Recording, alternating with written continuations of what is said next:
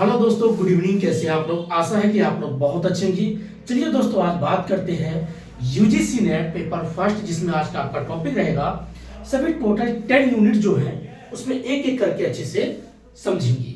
जिसमें आपका बेसिक आज रहेगा कि टीचिंग एप्टीट्यूड क्या है, रिसर्च एप्टीट्यूड क्या है, कम्युनिकेशन क्या है, मैथमेटिक्स एंड लॉजिकल रीजनिंग क्या है, लॉजिकल रीजनिंग क्या है, डेटा इंटरप्रिटेशन क्या है, the people's development and environment क्या है, हायर एजुकेशन सिस्टम क्या है, इंफॉर्मेशन एंड कम्युनिकेशन क्या है। इस सभी जितने टॉपिक से एक एक करके आज अच्छे से समझेंगे। टॉपिक यूजीसी नेट, ठीक है। अब इसमें टोटल आपके 10 यूनिट है। फर्स्ट जो आपका है टीचिंग एप्टीट्यूड,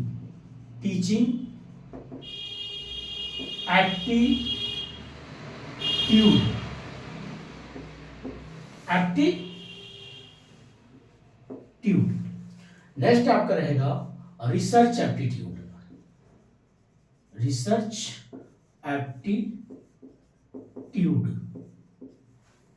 थर्ड आपका कम्युनिकेशन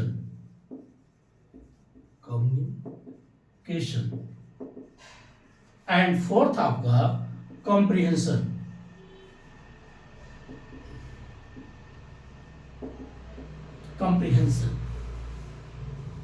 एंड फिफ्थ आपका मैथमेटिक्स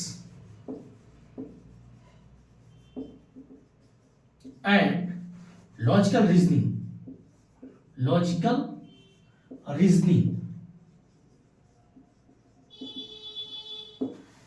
उसके बाद सिक्स्थ आपका डेटा इंटरप्रिटेशन,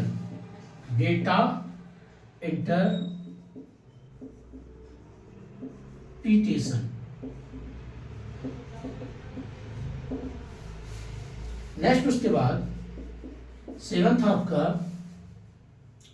आईसीटी अर्थात information and communication technology, information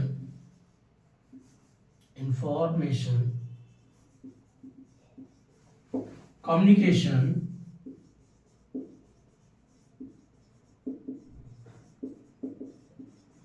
and technology, ठीक है। नेक्स्ट उसके बाद 8 आपका टॉपिक है द पीपल्स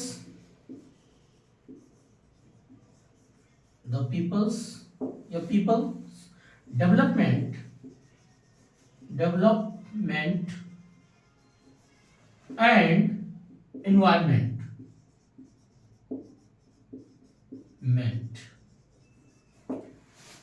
नेक्स्ट उसके बाद आपका 9th 1 2 3 4 5 6 7 8 9 9th आपका लॉजिकल रीजनिंग।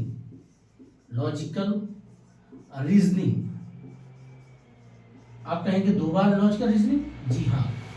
और 10th आपका रहेगा हायर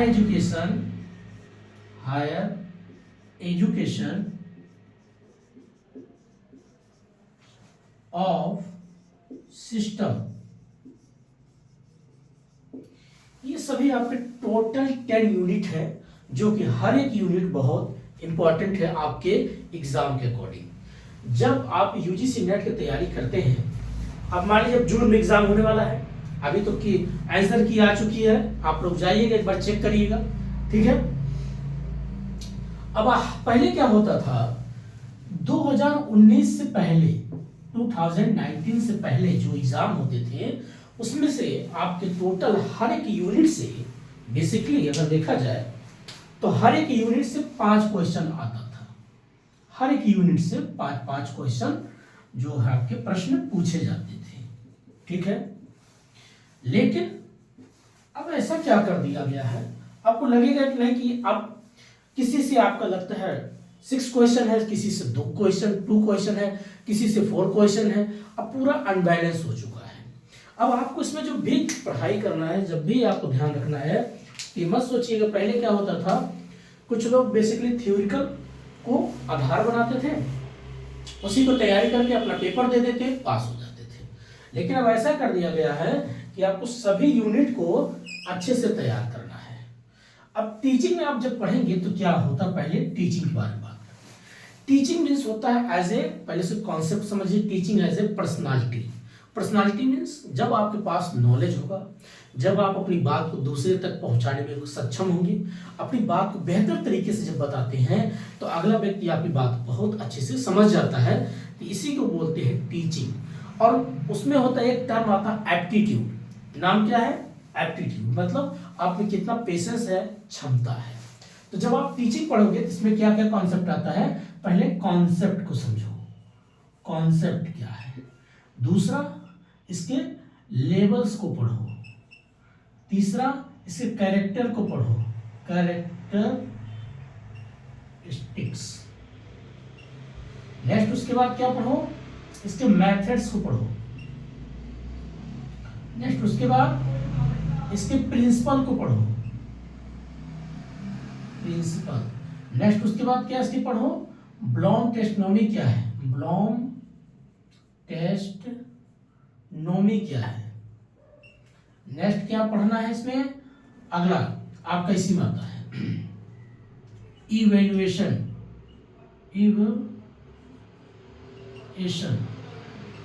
इसके मूल्यांकन करना है, ठीक है। फिर ICT support material, ICT support material, ये बेसिक चीज आपको टर्म आता है। देन और भी इसी में आगे अगर और पढ़ोगे टीचिंग का, रीटीचिंग कॉन्सेप्ट क्या है, रीटीचिंग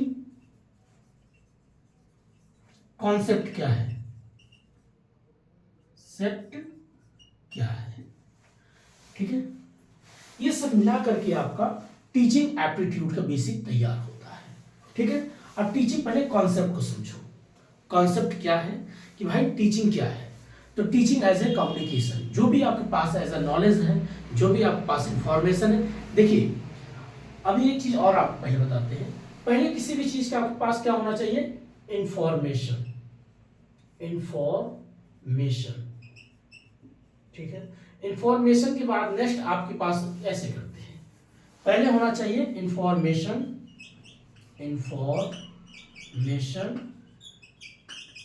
देन इंफॉर्मेशन जब ज्यादा होता है तो आपके पास होता है नॉलेज। नॉलेज जब बेहतर होगा तो आपके पास बनेगा एक विजडम। विजडम जब बेहतर होगा तब आपके पास आता है इंटेलेक्चुअल, इंटेलेक्चुअल,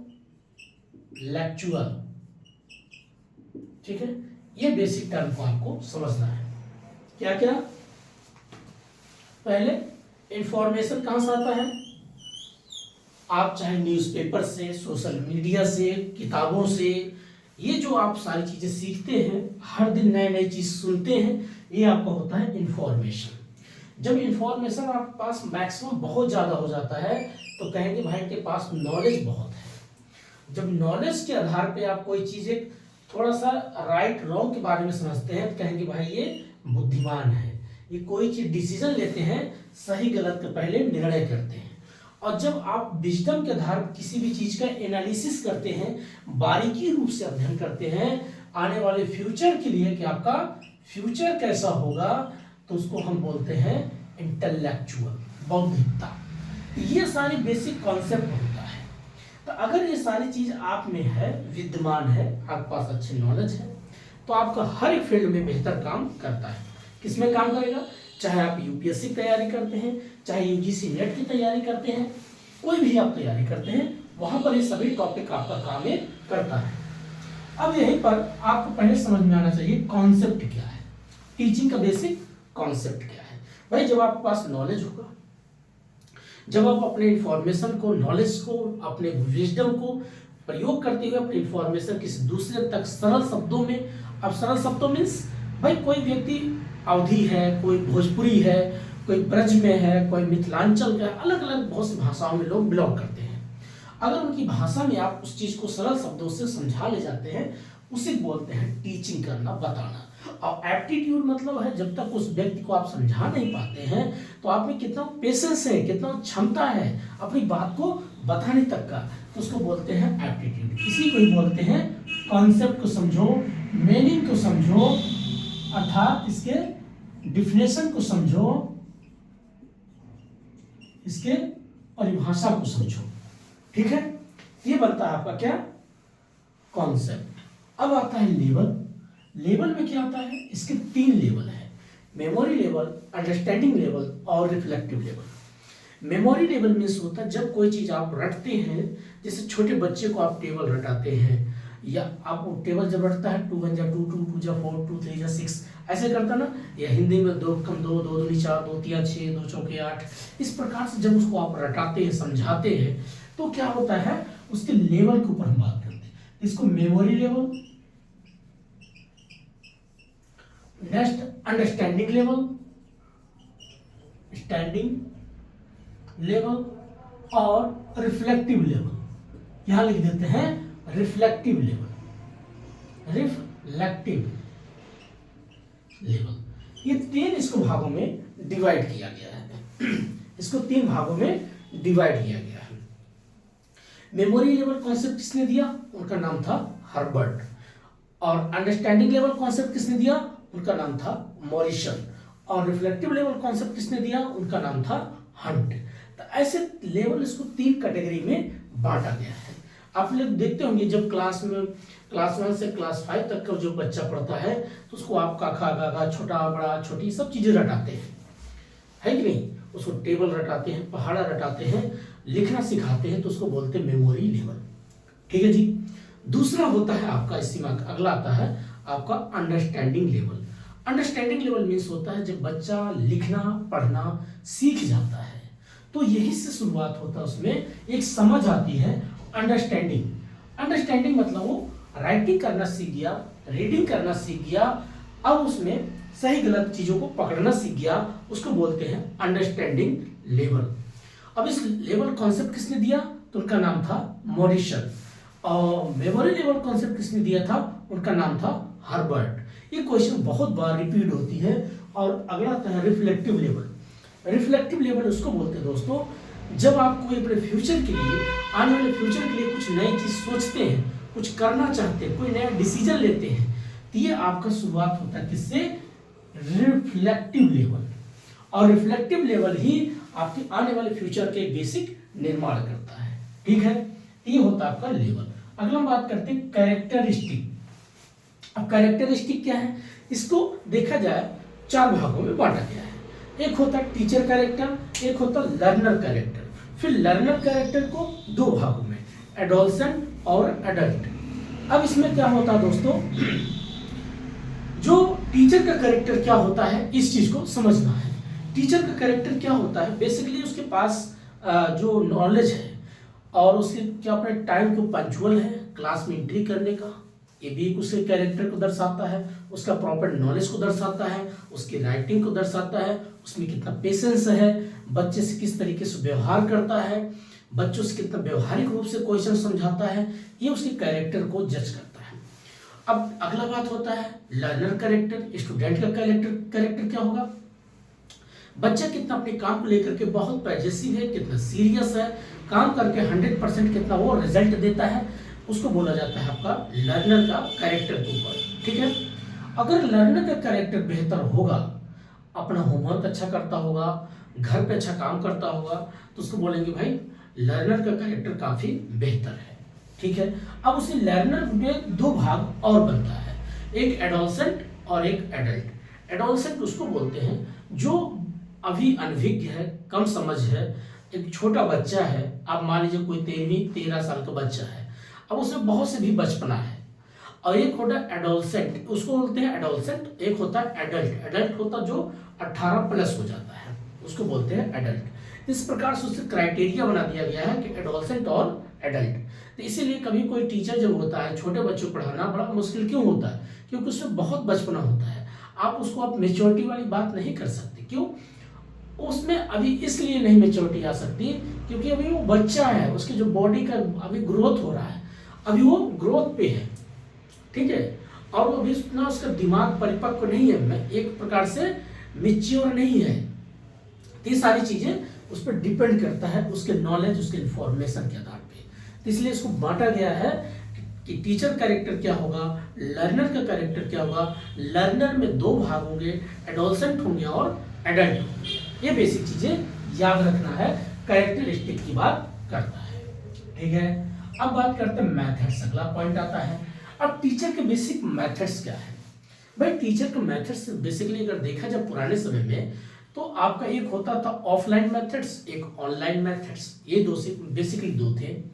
अब इसमें क्या था, ऑफलाइन मेथड्स में क्या होता था कि टीचर और स्टूडेंट आमने सामने होते थे। किसी भी क्लास जो चलती थी, टीचर बोर्ड के पास और स्टूडेंट बोर्ड के सामने बैठा होता था, जिसमें फेस टू फेस क्लास चलती थी। आज के दौर में देखा जाए तो बहुत कम होती जा रही है face to face class. Face to face class से क्या है, टीचर और स्टूडेंट के बीच में कोई भी टॉपिक पे एक प्रकार से इंटरप्ट होता, क्वेश्चन का सवाल होता था। उसमें बेसिकली क्लास का एक ऑरा बनता तैयार होता था, जिससे लोगों में एक अट्रैक्शन जुड़ाव होता था। ठीक है, बॉडी लैंग्वेज टीचर का दिखता था, स्टूडेंट भी काफी चीजें सीखता था, तो उसको ऑफलाइन मेथड्स टीचिंग बोलते थे।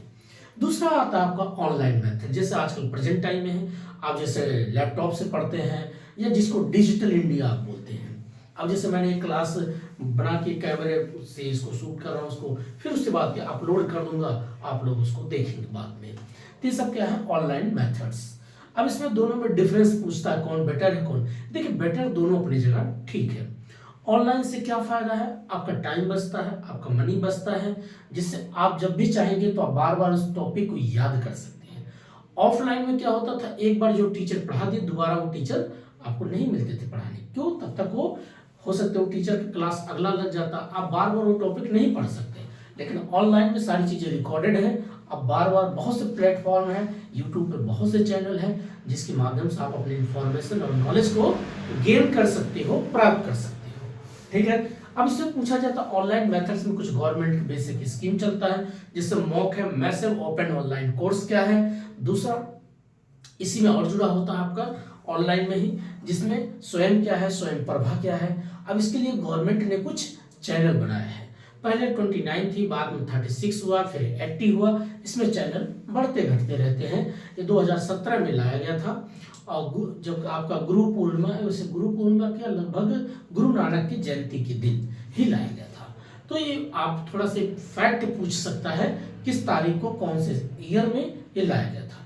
दूसरी चीज होता है दोस्तों, जब आप ये सारी चीज याद करते हैं, पढ़ते हैं, तो आपकी नॉलेज काफी बेहतर होती है और चीजों को मेमोराइज करते हैं, समझते हैं। अच्छा, नेक्स्ट हम बात करेंगे जो मैथ्स होता है, फिर उसके बाद प्रिंसिपल पूछता है। टीचिंग का बेसिक प्रिंसिपल क्या होता है। टीचिंग का प्रिंसिपल मीन्स होता है जैसे एक सिद्धांत क्या है, जैसे मेरा एक सिद्धांत क्या है, मेरा एक प्रिंसिपल है कि अपने टाइम पे काम करना, वीडियो बनाना, अपलोड करना, किसी भी बच्चे का भला होना, ये मेरा काम है, मेरा सिद्धांत है। मैं अपने टाइम के अकॉर्डिंग चलना चाहिए, अपना पूरा वर्क करना चाहिए, जिससे डेडिकेटेड होना बहुत जरूरी है। तो ये आपका प्रिंसिपल की बात करता है। टीचिंग का बेसिक प्रिंसिपल क्या, उसके कोर क्या, उसके सिद्धांत क्या है। अब टीचिंग का उसके नॉलेज के ऊपर बात किया जाएगा, उसके ड्रेसिंग के ऊपर बात किया, उसके बॉडी लैंग्वेज के ऊपर बात किया जाएगा, उसके लैंग्वेज के ऊपर बात किया, उसकी कम्युनिकेशन कैसा है, क्या soft communication, hard communication, toxic communication, हर एक पॉइंट उसमें इसके सिद्धांत के ऊपर एक एक बारीकी चीज का अध्ययन किया जाता है। नेक्स्ट बात करते हैं ब्लॉम टेस्टोनॉमी कॉन्सेप्ट क्या है। ब्लॉम टेस्टोनॉमी कॉन्सेप्ट उसको बोलते हैं दोस्तों, जब कोई टीचर बेसिकली, अब इसको जब पढ़ाता है इसमें अलग आता है ब्लॉम टेस्टोनॉमी 3H कॉन्सेप्ट। अब 3H कॉन्सेप्ट क्या होता है इसको समझेंगे। 3H कॉन्सेप्ट, अब 3H कॉन्सेप्ट में क्या आता है पहली चीज समझते हैं। एक होता आपका हेड, मान लीजिए यहाँ पर कोई एक पर्सन को बनाते हैं, ठीक है, देखिए अब इनका जो हेड है, ठीक, दूसरा इनका हैंड है, उसके बाद इनका हार्ट है, हार्ट, तीन चीज है।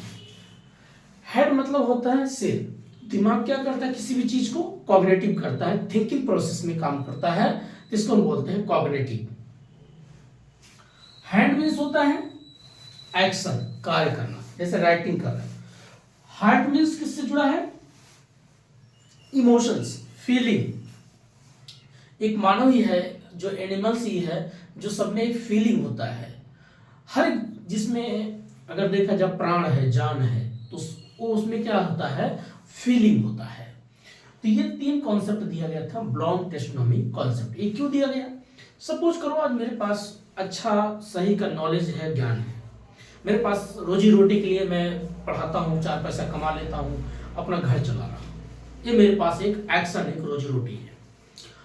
अब आपके पास दिमाग है, रोजी रोटी है, बट अगर आपके दिल में एक फीलिंग नहीं है, एक इमोशंस नहीं है, आप किसी की इमोशंस मतलब आपके अंदर कोई भाव नहीं है, ना प्रेम की भाव, ना गुस्सा, ना करुणा का, ना दया का, अगर ये सब चीजें नहीं है तो आप बेकार हो। इसीलिए गांधी जी भी 3H कॉन्सेप्ट को ज्यादातर प्रमोट करते हैं कि अगर किसी व्यक्ति के पास हेड है, हैंड है और हार्ट नहीं, हार्ट मीन्स इमोशंस नहीं है, तो बेकार है। तो ये चीजें बताया गया है। अगला बात करते हैं, अब इसीलिए क्यों होना चाहिए इमोशंस? भाई कल आप किसी बच्चे को पढ़ाते हैं तो जरूरी नहीं कि मैं क्लास में एंट्री किया, बच्चों को बस अपना नॉलेज दिया, निकल लिया, नहीं। नॉलेज के साथ साथ उसको समाज से, सोशल से उसको जोड़ करके बातें करिए, उसकी भी फीलिंग को समझिए। बहुत से बच्चे के पास कभी फीस नहीं होता, बहुत से बच्चों के पास बहुत सी घर की प्रॉब्लम होती है, हर पेरेंट्स के जीवन बहुत कुछ समस्याएं होती हैं, तो उस चीज़ को फेस करते हैं, तो आप उनको समझो, देखो कि भाई इस समस्या से गुजर रहे हैं, इनको कैसे हैंडल किया जाए, ठीक है। इसीलिए हार्ट मतलब इमोशंस होना बहुत जरूरी है। अब बात करते हैं इवेल्युएशन। इवेल्युएशन ऑफ टीचिंग क्या है? देखिए, इवेल्युएशन ऑफ टीचिंग में बेसिकली अगर देखा जाए तो आपका इसमें जो कॉन्सेप्ट बनता है, एक होता है प्री, अर्थात ऐसे समझिए before, during, after. Before, before ऐसे लिख देते हैं, ड्यूरिंग और आफ्टर, ये 3 चीज को याद रखो। जैसे किसी बच्चे को पढ़ाने से पहले जब आप मूल्यांकन करते हैं, आप चेक करते हैं इसमें कितना नॉलेज है, कितना ज्ञान है, कितना पढ़ा लिखा है, क्या हिंदी अच्छी बात कर पाता है या इंग्लिश में अच्छी बात कर पाता है, राइटिंग इसकी कैसी है। पढ़ाने से पहले जो आप किसी को जज करते हैं, सुनते हैं, समझते हैं, देखते हैं, उसको बिफोर इवेल्युएशन बोला जाता है।